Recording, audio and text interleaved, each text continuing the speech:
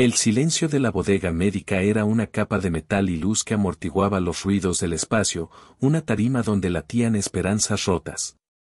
Allí, en la penumbra organizada de la unidad revisora, la comandante Aitana Márquez revisó los monitores con manos que conocían la fatiga del mando más que la ternura.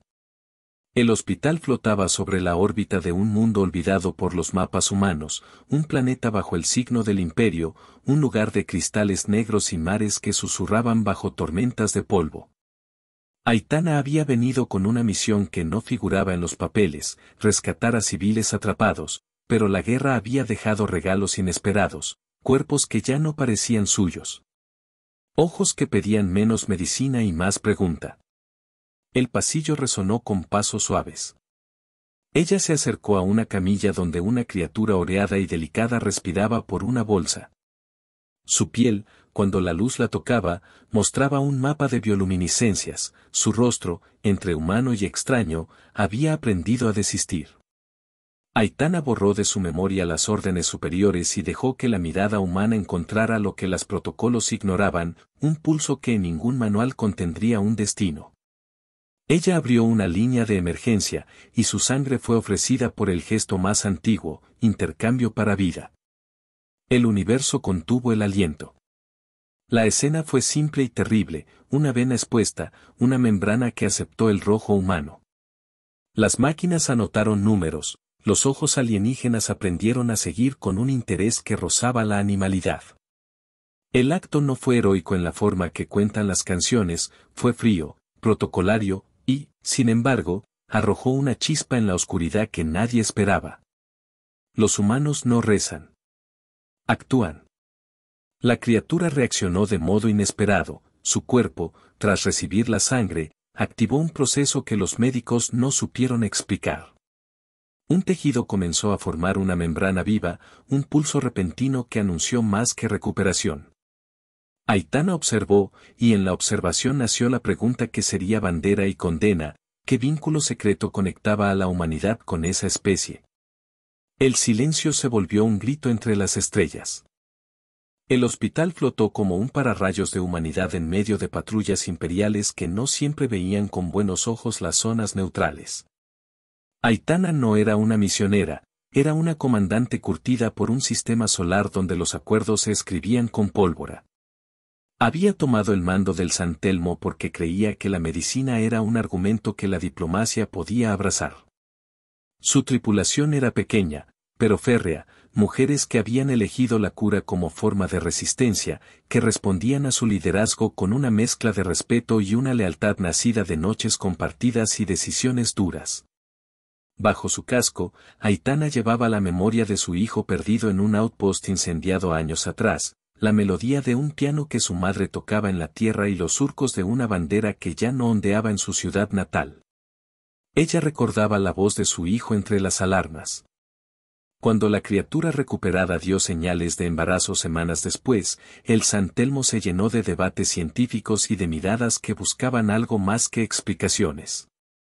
Las muestras mostraron lo impensable, moléculas humanas estimulaban tejido reproductivo en esa rama de la vida alienígena.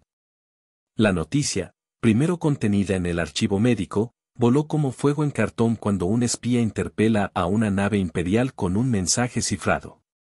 El imperio llamó a la anormalidad herejía, y a la anomalía la llamó amenaza. El hospital se convirtió entonces en un enclave político. Aitana recibió órdenes de cuarentena. Sus superiores humanos, cautos por miedo y política, aconsejaron prudencia. Pero entre la burocracia y el tribunal que esperaban, la comandante decidió algo más elemental, proteger a la criatura y su posible descendencia. Porque había algo en esa elección que hablaba de lo que los humanos eran capaces de ofrecer más allá del cálculo estratégico. La tripulación soldó compartimentos, quemó registros innecesarios y apeló a la astucia que responde por instinto. La nave guardó secretos como si fueran niños bajo la almohada. El imperio no tardó en movilizar su diplomacia punitiva. Vino con redes legales, con acusaciones de contaminación biológica, con amenazas de intervención. En sus mensajes no había solo furia, había miedo. Miedo a lo que esa simbiosis significaba. Para un imperio que había construido su grandeza sobre la pureza de su linaje y la expansión ordenada, un posible enlace con la humanidad era una fractura inaceptable. Aitana vio entonces el vértigo en los ojos de su tripulación, no sabían si estaban curando o sembrando semillas de una guerra. La memoria pesó en su pecho. Ella pensaba en la música que su madre tocó la noche antes de partir, acordes que hablaban de casa. Fue esa memoria la que vertió su sangre sin pedir permiso al proceso de mando. Porque hay promesas que no caben en papeles y llamas que no respetan fronteras. La decisión se sostuvo en un gesto más antiguo que la técnica, la humanidad ofrece su carne cuando entiende que otro ser puede seguir siendo. Pero el amanecer no trajo paz. El silencio se hizo denso como metal frío. La noticia de la concepción atraviesa fronteras invisibles. En la estación científica más cercana, las cámaras captan imágenes que llegan como susurros a las cortes imperiales, una criatura que brilla y guarda vida que viste tinta humana. Los embajadores exigen pruebas, algunos científicos imperiales claman por estudio, otros instigan temor. Aitana debe decidir cómo responder. Negociar sería convertir a la criatura en ficha, resistir sería invitar al fuego. Ella reúne a su consejo, mujeres que han conocido la pérdida y que calculan no con la abstracción de la estrategia, sino con la urgencia de quien pierde un hijo en cada ofensiva. Sus rostros reflejan mapas de sacrificio. Ellas recuerdan a aquellos que no volvieron. Un primer ataque ocurrió en forma de embargo, estaciones de aprovisionamiento cercanas reciben órdenes de no comerciar con el San Telmo. Suministros comienzan a escasear. Aitana organiza rutas de contrabando humanitario, una red de mujeres que se mueven por corredores de meteoros, disfrazadas de humo. En cada salto, la humanidad deja un sello, piezas de tierra, pequeñas reliquias de la tierra escondidas entre víveres para recordar por qué pelean. La tripulación coloca una vieja fotografía en la sala de descanso, una bandera cansada y una plaza vacía de un planeta que ya no existe. Ese recuerdo se convierte en talismán. La nostalgia pica como una llaga. Mientras, un grupo de científicos alienígenas moderados se acerca al San Telmo en secreto. No todo el imperio es monolítico, hay voces que ven en la simbiosis una puerta a nuevas formas de vida que podrían enriquecer en vez de destruir. Ellas traen datos, no espadas. Son mujeres también, porque la comandante exigió que todo encuentro sea entre iguales, una delegación de sanadoras que tienen en sus manos mapas de la gestación anómala. Los encuentros son tensos, cargados de sospecha, y en esos silencios se forjan alianzas. Pero el imperio espía con más ojos que los que muestran los moderados. Alguien traza un mapa, el ente que captó la membrana humana en la criatura ahora llega a las manos del alto mando imperial. Aitana imagina la cara de su hijo cuando suena una alarma por la noche. La situación escaló cuando la primera flota imperial envió un destacamento de inspección para verificar condiciones de bioseguridad. La inspección no era neutral, vino con oficiales que olfateaban culpables y tribunales dispuestos a cortar por lo sano. En la inspección, las preguntas se volvieron juramentos. Se pidió entregar a la criatura. Aitana negó. Negó con la voz rasposa de quien ha enterrado a su gente y no quiere que otro sepulte una esperanza. Su negativa fue recibida con amenazas. La comandante, junto con su círculo, fraguó entonces una decisión más peligrosa y más humana. Mover la criatura hacia el corredor más seguro conocido por la red humana y llevar la prueba de la conspiración imperial a las cámaras libres del sector. La noche estuvo plagada de motores y de recuerdos. El traslado fue casi un ritual, el San Telmo encendió luces mínimas, las tuberías silbaron, la tripulación forjó su determinación en cada soldadura y en cada mano que sostuvo a la criatura.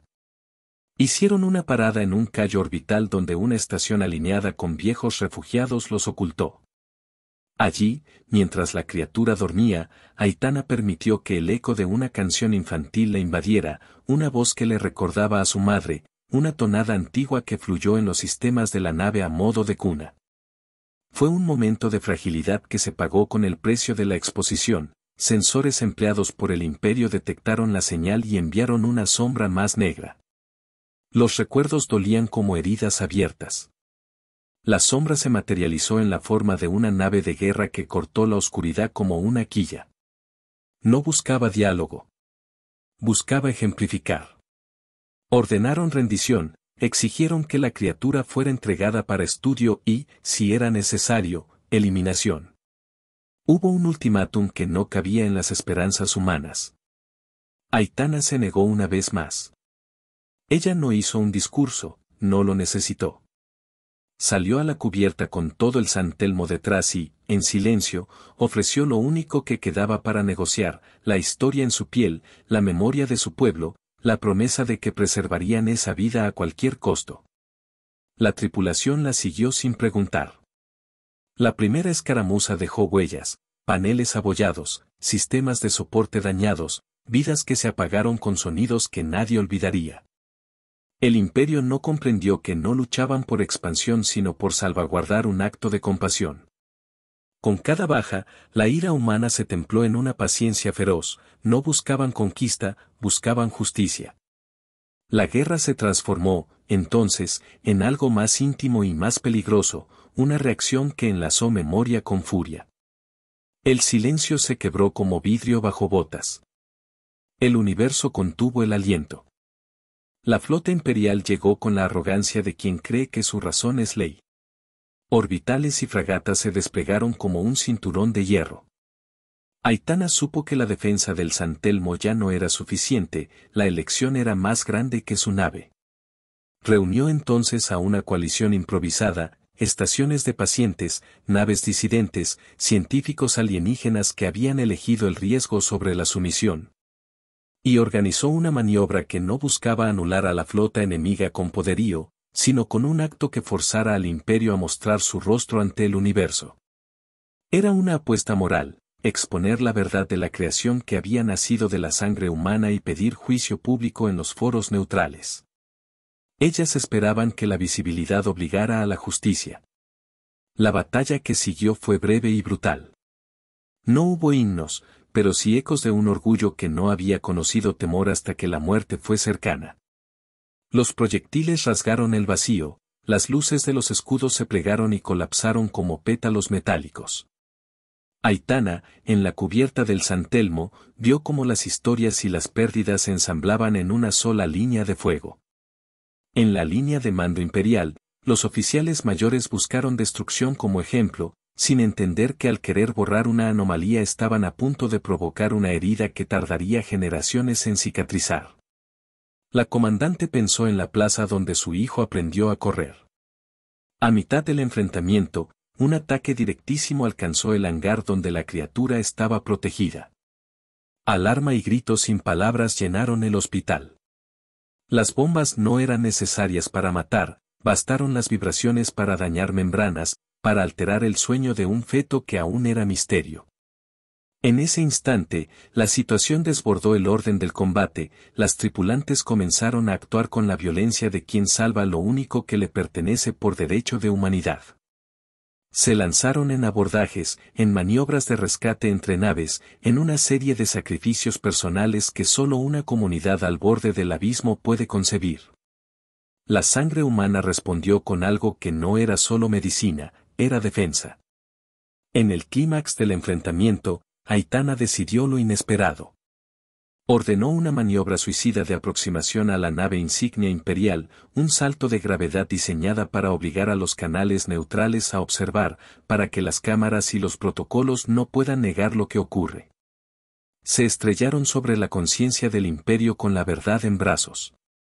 La maniobra costó vidas y por eso resonó con dignidad, mujeres que se quedaron para direccionar el San Telmo, sacrificando la retirada por la transmisión simultánea de pruebas. Fue un acto que mezcló violencia y exposición, técnica y poesía en medidas que no caben en manual militar. La oscuridad se llenó de nombres.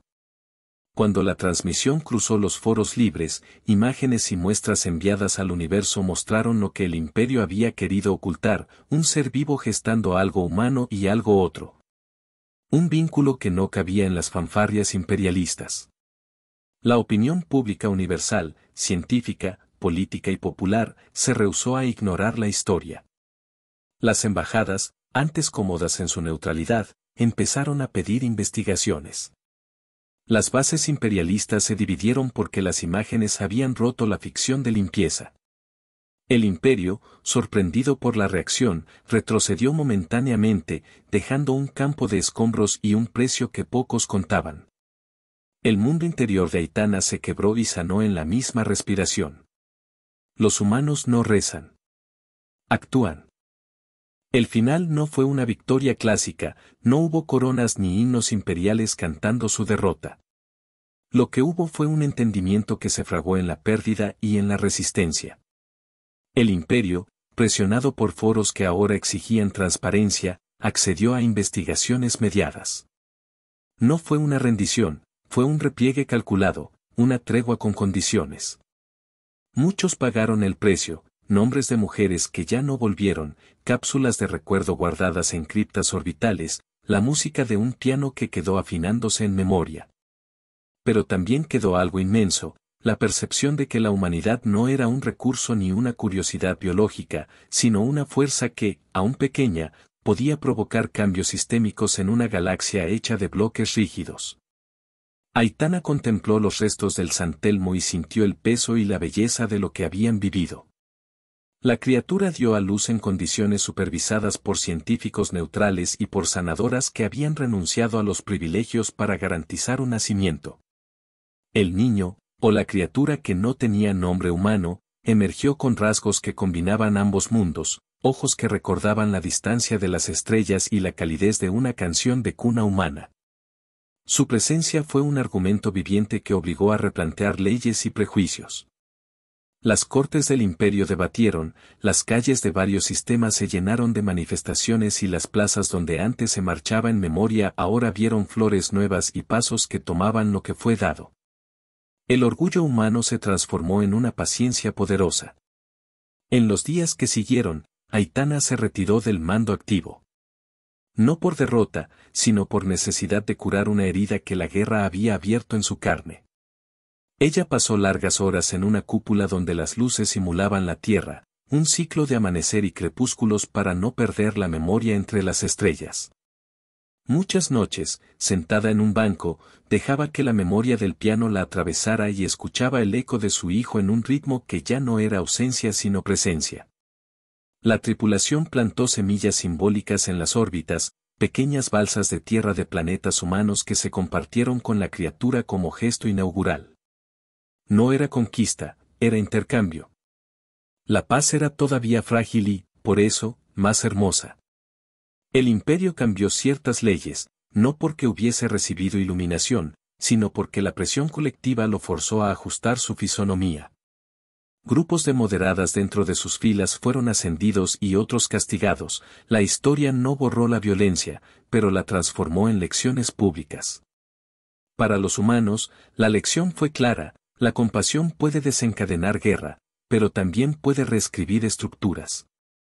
La promesa que Aitana llevó consigo al retiro fue simple y terrible, cuidar la memoria, honrar las pérdidas y mantener vivo el vínculo que había nacido de su sangre. El recuerdo de su hijo, de la plaza vacía y del piano se volvió faro.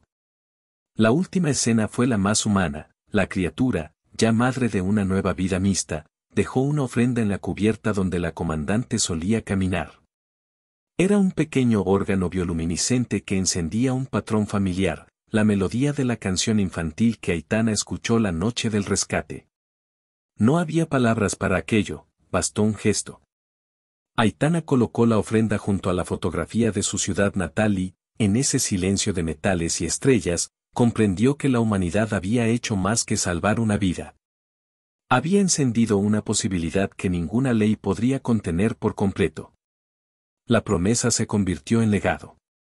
La galaxia siguió siendo vasta y peligrosa, pero había cambiado un poco el mapa de lo posible. Nuevos pactos se firmaron en cámaras neutras, nuevos programas de intercambio médico nacieron por precaución y por deseo. La historia de la comandante que ofreció su sangre circuló por los sistemas como una fábula que no pretendía usarse para héroes, sino para recordar que la defensa de la vida puede alterar destinos. En los rincones donde las canciones humanas aún se aprendían, la melodía del piano volvió a sonar en las noches.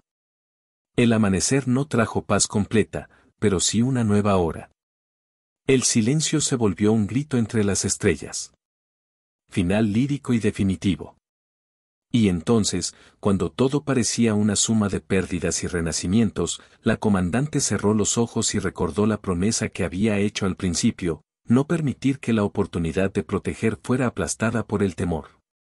Levantó la mano hacia el espacio y, en la piel marcada por quemaduras de batalla, sintió el pulso vivo de la pequeña criatura que dormía en un búnker cercano. Fue un latido que resonó como un tambor en su memoria, como la voz de un hijo que se niega a desaparecer. Los humanos no rezan. Actúan. La historia se convirtió en legado, y el legado en advertencia y en orgullo. Y como toda advertencia que sobrevive, también se volvió promesa para las próximas generaciones que nacerían entre mundos. Por eso Aitana escribió, en una pequeña página que envió a las escuelas libres, no luchamos por dominación. Luchamos para que exista lo que no nos pertenece, porque en protegerlo nos reencontramos. Esa frase, leída en plazas y pasillos, generó otra cosa peligrosa, esperanza. Vinieron por un planeta, pero despertaron a una especie.